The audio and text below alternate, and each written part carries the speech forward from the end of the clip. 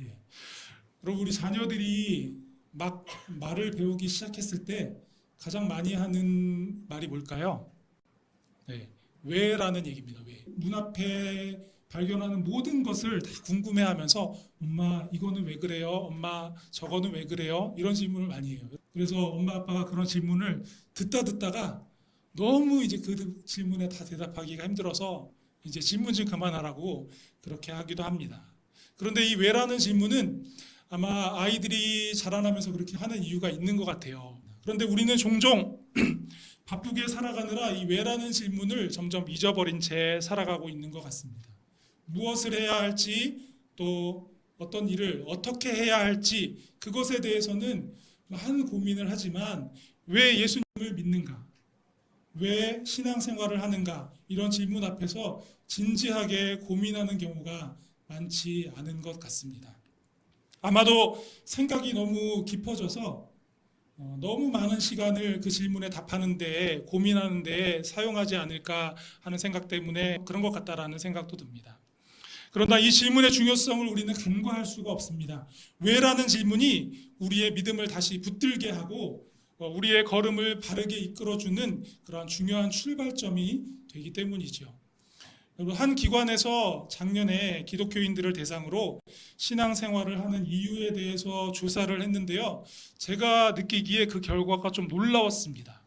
화면을 보시면 세대별로 약간의 차이는 있었지만 이 표에서 보시는 것처럼 많은 사람들이 마음의 평안과 위로를 얻기 위해서 신앙생활을 한다 이렇게 대답을 했던 거죠. 그런 사람들이 가장 많았습니다.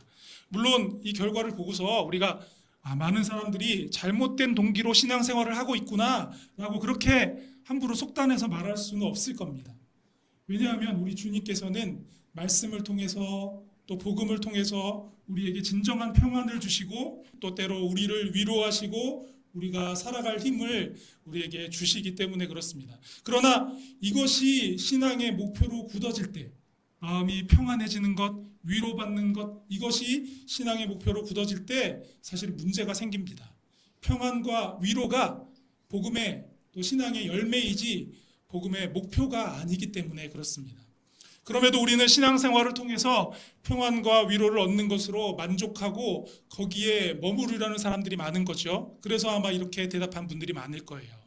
그런데 만약에 그렇게 우리가 머무른다면 단지 개인적인 필요와 유익을 추구하는데 초점을 맞추고 살아가는 그러한 신앙인으로 이렇게 살아가게 될 수 있다라는 것입니다.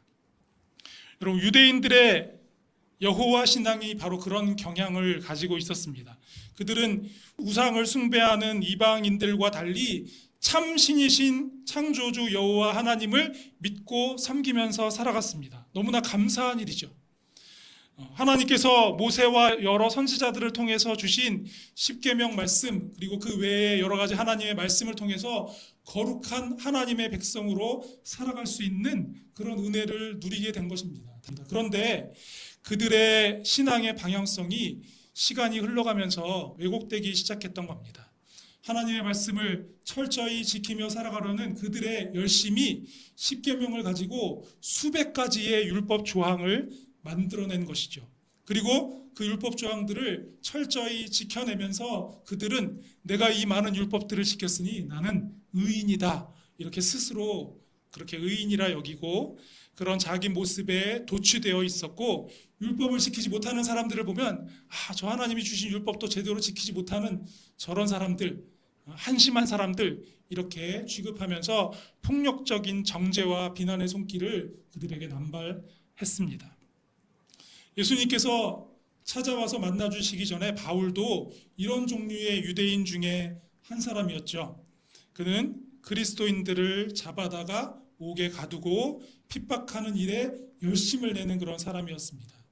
단지 이스라엘에서 단지 예루살렘 인근에서만 그런 일들을 했던 것이 아니라 다른 나라에 있는 도시까지 찾아다니면서 그리스도인들을 잡아다 옥에 가두고 박해했던 것이죠. 그것이 하나님을 위한 일이라고 하나님께서 칭찬하실 일이라고 생각했기 때문에 그렇게 했던 것입니다. 그러나 다메섹 도상에서 강렬한 빛 가운데 찾아오신 예수님을 만난 후에 사도 바울은 주님을 위해 또 복음을 위해 자신의 인생을 다 내어드리기로 했습니다. 그리고 그토록 반대하던 예수 그리스도의 복음을 전하기 위해서 이제는 세계 곳곳을 다니면서 세 차례의 전도 여행을 감당하면서 복음을 전하는 그런 일을 감당했던 것이죠. 그 전도 여행은 우리가 생각하는 그런 여행이 아닙니다. 우리의 상상을 뛰어넘는 수고와 희생이 따르는 여정이었습니다. 그리고 설상가상으로 그의 사도성을 인정하지 않고 끊임없이 공격하는 이들의 방해까지 있었습니다. 그러나 그런 어려움에도 불구하고 바울은 멈추지 않았습니다. 아니, 멈출 수 없었던 것이죠. 주님을 만나고 그분을 구세주로 영접한 후에 절대로 포기할 수 없는 간절히 바라고 원하는 것이 생겼기 때문입니다. 그리고 그것이 무엇입니까? 우리 지난주일 말씀을 통해서 들은 대로 그것은 예수 그리스도를 아는 지식입니다.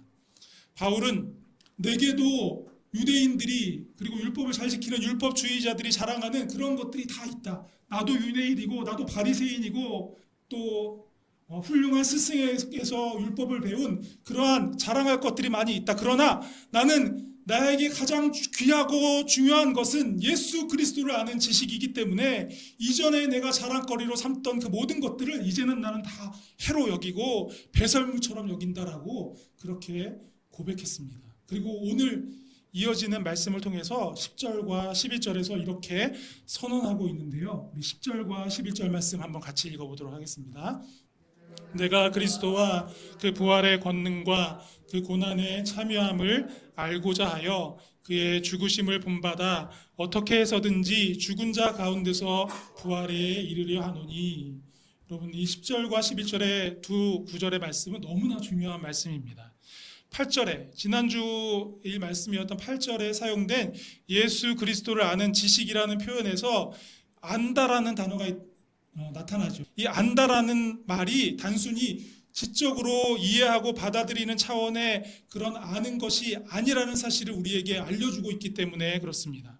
여러분, 화면에 보시는 대로 안다라고 번역된 헬라어 원어의 단어는 기노스코라는 단어인데요. 이 단어는 단순히 지식적으로 교리적으로 아는 것을 의미하지 않습니다. 인격적인 교제와 연합을 포함한 총체적인 경험을 통해서 아는 것이 바로 기노스코라는 단어의 의미입니다. 여러분, 예를 들어서 우리가 어떤 사람을 안다고 할 때, 안다고 말할 때 한번 생각해 보십시오.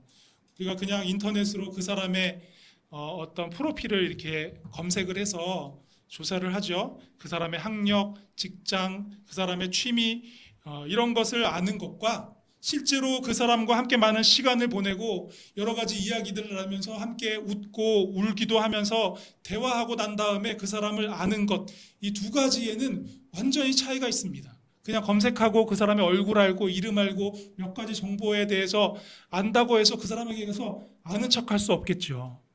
우리가 어떤 사람의 이력서를 보면 그 사람이 학교를 얼마나 다니고 자기 분야의 경험을 얼마나 쌓았는지 어느 정도 알 수 있습니다. 그러나 그 사람이 얼마나 삶에 열정적인 마음을 가지고 살아가는지, 얼마나 따뜻한 성품과 섬세한 마음을 가지고 있는지 이런 것들은 그냥 검색해서 알 수가 없습니다. 함께 식사를 하고 또 어느 정도 시간을 함께 보내면서 때로는 어려움도 함께 겪어보아야 진정으로 그 사람에 대해서 알 수 있는 것이죠. 다시 말씀드리면 기노스코라는 것은 이렇게 만남과 교제를 통해서 얻어지는 깊이 알게 되는 그것을 뜻하는 겁니다. 이렇게 예수 그리스도를 바로 이렇게 알기 원했던 바울은 여기서 예수 그리스도를 아는 것이 도대체 무엇을 의미하는지 이 10절과 12절 말씀을 통해서 우리에게 더 자세한 설명을 해주고 있는 겁니다. 여러분, 다음 화면을 통해서 다시 한번 말씀을 보십시오. 내가 그리스도와 그 부활의 권능과 그 고난의 참여함을 알고자 하여 라고 이렇게 말하고 있죠. 예수 그리스도를 아는 것이 부활의 권능을 아는 것과 그리고 그 고난에 참여함을 아는 것과 같다라는 의미입니다. 여러분, 여기서 부활의 능력을 아는 것 이렇게 얘기하니까 단순히 우리의 짐작으로 주님이 재림하실 때 죽은 사람들이 다 부활하게 되는 것, 그것을 말하는 걸까라는 생각을 하기 쉬운데요. 그런 의미는 아니고요. 오늘 부활의 능력을 누리면서 살아가는 것을 의미하는 겁니다. 멀리 있는 부활이 아니라 그 부활의 능력을 내가 오늘도 누리면서 살아가야 한다라는 것을 말씀하는 겁니다. 그리고 영국인 신학자 제임스 던이라는 사람이 예수와 성령이라는 책에서 이렇게 말했는데요. 오늘 이 말씀을 이해하는 데 큰 도움이 될 것 같아서 여러분과 좀 나누고 싶습니다. 그는 이렇게 얘기했습니다. 그리스도의 부활의 능력은 바로 그의 고난에 동참하는 데에서 그리고 그 고난을 동참하는 것을 통하여 나타납니다. 한 사람의 성도가 성령의 능력으로 그리스도의 죽음을 지금 죽으면 그는 현재와 미래에 그리스도의 삶을 살게 될 것입니다. 부활의 삶을 살게 된다는 거죠. 현재도 또 미래에도. 예수님을 온전히 알기 위해 예수님의 고난과 죽으심을 생각해 볼 필요가 있는 겁니다. 철저히 사람의 모습으로 이 땅에 오셨기에 그 고난과 죽음은 예수님께도 분명히 고통스럽고 피하고 싶은 일이었습니다. 그런데도 주님께서 고난당하고 죽으신 이유가 있죠. 그 이유가 무엇입니까? 우리의 죄를, 죄인들의 죄를 씻어주시기 위해 우리에게서 죽음의 그림자를 걷어내고 우리를 구원해 주시기 위해 그 끔찍한 고통과 십자가의 죽음을 우리 대신 당하신 겁니다. 그러니 우리가 삶 속에서 끊임없이 죄의 문제로 영적인 싸움이 일어날 때 죄의 유혹을 따라가던 자기 모습을 죽이고 성령님의 인도하심에 순종함으로 죄의 유혹과 죄악된 삶을 떨쳐내 버려야 한다라는 것입니다. 그런 과정에서 겪는 그 고난을 통해 예수 그리스도의 고난에 동참하게 되고 바로 거기서 예수 그리스도의 부활의 능력을 경험하고 온전히 예수님을 알아가게 되는 그런 놀라운 은혜를 누릴 수 있게 되는 겁니다. 그래서 바울은 고린도후서 11장에 기록한 것처럼 복음을 전하다가 수없이 맞고 여러 번 죽을 뻔하고 40에 하나 감한매를 5번이나 맞고 돌에 맞기도 하고 여러 위험한 상황에 처하면서도 그것들을 피하고자 하지 않았습니다. 두려워하고자 하지 않았습니다. 포기하지 않았습니다. 그럴수록 주님 주신 영원한 생명의 소망을 더 굳게 붙들고 더 담대하게 살아갔던 겁니다. 그렇게 예수 그리스도의 죽으심을 본받아 날마다 부활의 생명을 누리면서 사도 바울은 살아갔던 겁니다. 그리고 그 모든 과정을 통해서 점점 더 예수님을 깊이 만나고 알아갈 수 있었죠. 사랑하는 성도 여러분, 여러분의 신앙의 걸음이 온전히 예수 그리스도를 알아가는 이 진정한 기쁨의 복으로 가득 채워지기를 축복합니다. 또한 주님을 알아갈수록 주님께서 우리에게 이미 허락하여 주신 그 놀라운 부활의 능력을 여러분 삶에 오늘도 누리면서 살아가는 여러분 되시기를 축복합니다. 그런데 여기서 우리가 생각해 보아야 할 문제가 있습니다. 예수님을 믿는다고 주님을 믿고 구원받았다고 하는 많은 사람들 가운데서 어느 순간 언제부터인지 길을 잃어버리고 신앙의 길이 어디로 가야 하는지를 잃어버리고 살아가는 사람들이 적지 않다라는 사실입니다. 그리고 길을 잃은 그들의 모습은 주님에게서 많이 멀어진 것처럼 보이고 때로 주변의 다른 사람들의 마음까지 혼란스럽게 하는 거죠. 빌립보 교회에도 그런 문제가 있었던 겁니다. 당시에 빌립보 교회에는 두 가지 양극단의 교리적 도전이 교회를 흔들고 있었는데요. 하나는 무엇이냐면 그리스도인들도 할례를 받고 율법 조항들을 철저히 지켜야지만 구원을 받을 수 있다라는 그런 율법주의자들의 도전이었습니다. 그래서 바울은 우리가 지난주에 말씀에서 들은 대로 자신에게도 출신이나 율법주의적 측면에서 보자면 자랑할 것이 많이 있지만 나는 그것을 자랑거리로 삼지 않겠다라고 말합니다. 그것들로 의인이 되었다고 구원받았다고 생각하고 그것들을 자랑하면서 사는 그러한 삶이 결국에는 궁극적으로는 복음을 대적하는 것이기에 그 모든 것을 나는 오히려 해로운 것으로 여기고 배설물로 여기고 다 내다 버리고 싶다라고 얘기하는 겁니다. 그런데 빌립보 교회를 혼란에 빠지게 한 문제는 단지 이것뿐만이 아니었습니다. 또 하나의 도전이 있었어요. 그것은 주님을 믿고 구원받은 그리스도인들은 이제 구원받았으니까 더 이상 그렇게 율법주의자들이 주장하는 것처럼 율법을 열심히 지킬 필요가 없다라는 그러한 주장이었습니다. 율법을 지킬 필요가 없을 뿐만 아니라 오히려 마음대로 이제 마음대로 살아도, 내가 하고 싶은 대로 살아도 구원받는 데에는 아무런 문제가 없다라고 주장하는 그런 반율법주의자들의, 반도덕주의자들의 도전이었습니다. 여러분, 바울은 율법주의로 복음을 위협하는 이들에게 반대하면서 율법의 행위로가 아니라 오직 믿음으로 우리가 의롭게 된다, 오직 믿음으로 구원받는다라는 이신칭의를 강조해서 많은 사람들에게 복음을 전했습니다. 그런데 교회 안에서 바울의 이 가르침이 왜곡된 거죠.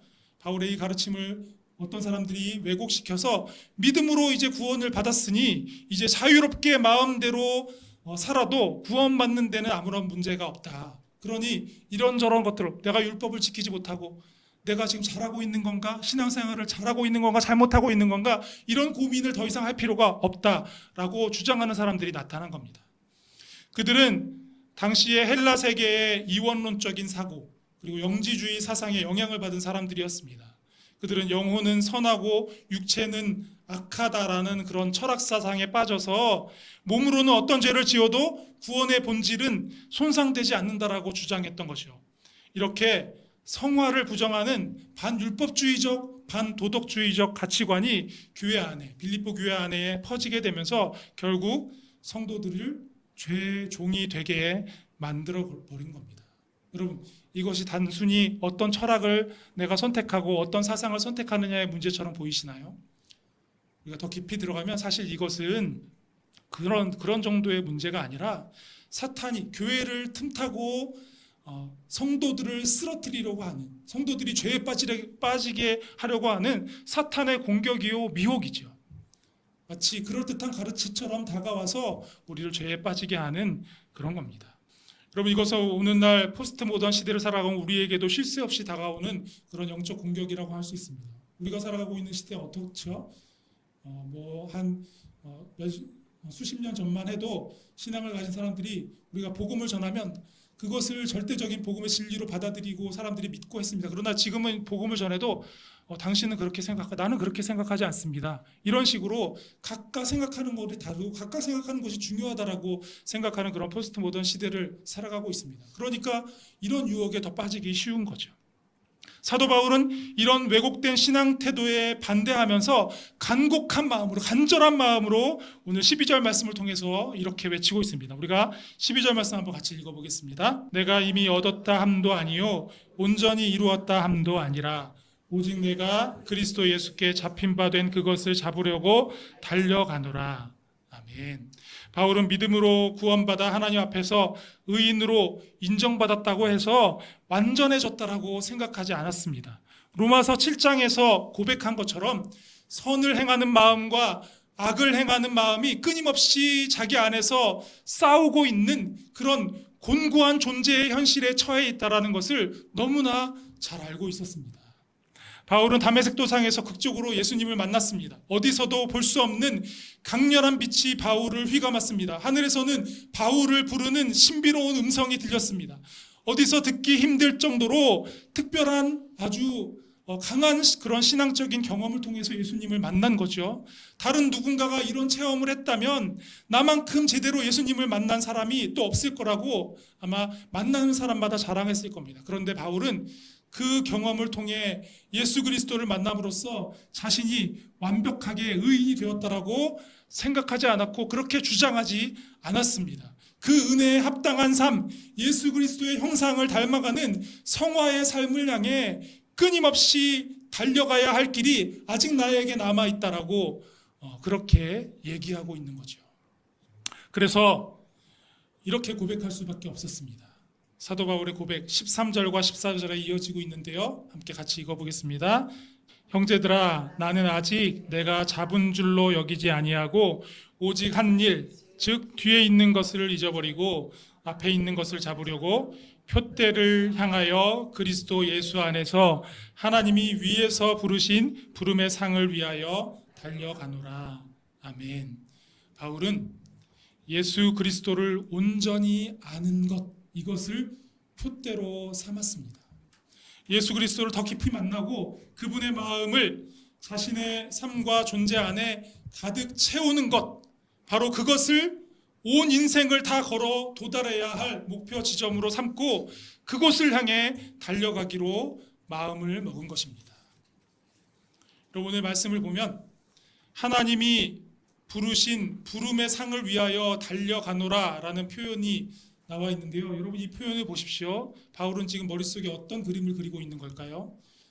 고대 경기장에서는 매 경기가 끝나면 수상자의 이름을 부르는 사람이 나와서 우승자의 이름, 그리고 그의 아버지의 이름, 그리고 그가 어느 나라에 속했는지 그 나라의 이름을 부르고, 그때 우승자는 높은 단상에 올라가서 월계관을 상으로 받았습니다. 바울이 여기서 지금 말하고 있는 그 부르심은 이런 부르심을 말하는 것입니다. 바울은 인생의 경기가 다 끝나고 나면 하나님께서 그리스도 예수 안에서 상을 주시기 위해 자기를 부르실 텐데, 그 모습을 마음에 품고 오직 그것을 소망하면서 일생을 나는 지금도 달려가고 있다라고 그렇게 증언하고 있는 겁니다.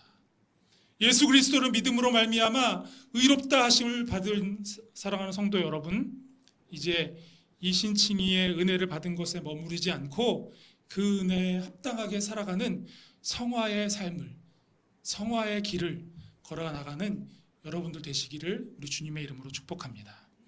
여러분, 이렇게 뜨거운 열정을 가지고 예수 그리스도를 알아가는 그 표대를 향해서 달려간 바울이 이어지는 말씀을 통해서 믿음의 열정을 가지고 달려가는 이 길에서 또 우리가 기억해야 할 중요한 것이 있음을 알려주고 있는데요. 그것은 이 믿음의 경주가 결코 바울 혼자만의, 또 어느 한 사람 개인만의 여정이 아니라는 것을 우리에게 가르쳐주고 있습니다. 15절, 16절 말씀을 통해서 한번 확인해 볼게요. 같이 읽어보겠습니다. 그러므로 누구든지 우리 온전히 이룬 자들은 이렇게 생각할지니 만일 어떤 일에 너희가 달리 생각하면 하나님이 이것도 너희에게 나타내시리라. 오직 우리가 어디까지 이르렀든지 그대로 행할 것이라. 여러분, 우리가 이미 읽었던 10절부터 14절까지의 말씀에는 나, 그리고 내가 라는 그러한 단어가 그 모든 표현의 중심이었습니다. 그러나 15절부터 말씀을 보면 제가 좀 색깔을 칠해놨죠. 우리라는 표현이 반복되고 있습니다. 바울은 지금 표대를 향해서 달려가는 믿음의 여정이 어떤 사람 혼자만의, 또 자기만의 혼자만의 경주가 아니라 우리가 함께, 믿음의 공동체가 함께 달려가야 할 경주라는 사실을 강조하고 있는 겁니다. 여러분, 우리가 올림픽 경기할 때 보면 그 선수들의 경기를 보고 우리가 감동받을 때가 많잖아요.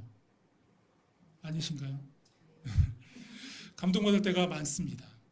오랜 시간 동안 흘린 땀과 눈물을 딛고 마침내 결승선을 통과하거나 또는 체조 경기 같은 데에서 완벽한 연기를 펼치거나 그렇게 하고 난 후에 메달을 목에 거는 선수들의 모습을 보면 우리도 모르게 벌떡 일어나서 막 기립박수를 치게 됩니다. 또 나도 모르게 막 눈시울이 붉어지는 것을 경험하게 됩니다. 마치 내가 또는 내 가족이 메달을 따기라도 한 것처럼 감동하죠. 그런 선수들의 승리는 정말 위대해 보입니다. 그런데 그 승리의 순간 뒤에 숨겨진 이야기들을 궁금해서 우리가 더 찾아 들어보면 우리는 또 다른 감동에 사로잡히게 되죠. 그것은 바로 그가 결코 혼자 그 자리에 선 것이 아니라는 사실입니다.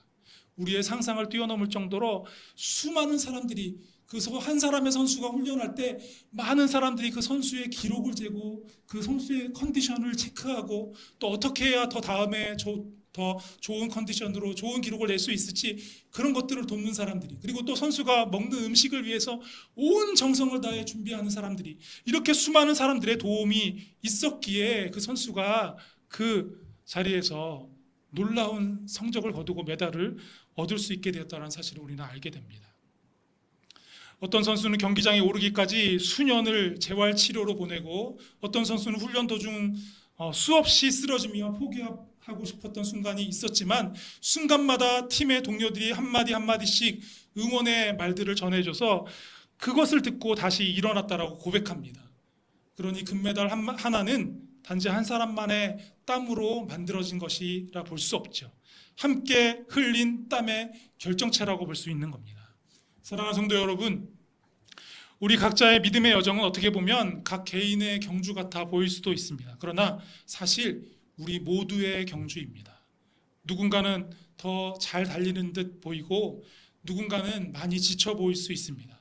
또 다른 누군가는 넘어져서 일어날 생각을 하지 못하고 있을 수 있습니다. 그래도 우리는 함께 한 방향을 향해 같은 표대를 향해 달려가고 있는 믿음의 공동체라는 사실을 기억해야 합니다. 바울이 말한 것처럼 지금까지 어디까지 이르렀는지 그대로 행하고 서로 붙들고 격려하면서 끝까지 그 경주를 함께 달려가야 하는 것입니다. 사랑하는 성도 여러분, 그러므로 낙심하지 마시기 바랍니다. 때로 힘겨워도 포기하지 마시기 바랍니다. 우리 옆에 있는 우리 믿음의 동역자들이 함께 손을 붙들고 또 함께 기도하며 일으켜주는 그 힘을 힘입어서 우리는 다시 일어날 수 있고 다시 달려갈 수 있습니다. 우리 모두 함께 주님을 더 깊이 알아가며 달려가는 이 길에, 이 믿음의 아름다운 여정에 하나님께서 은혜를 더하여 주실 것을 믿고 함께 손 붙들고 힘차게 나아가는 우리 리조이스 교회 성도 여러분들 다 되실 수 있기를 우리 주님의 이름으로 축복합니다.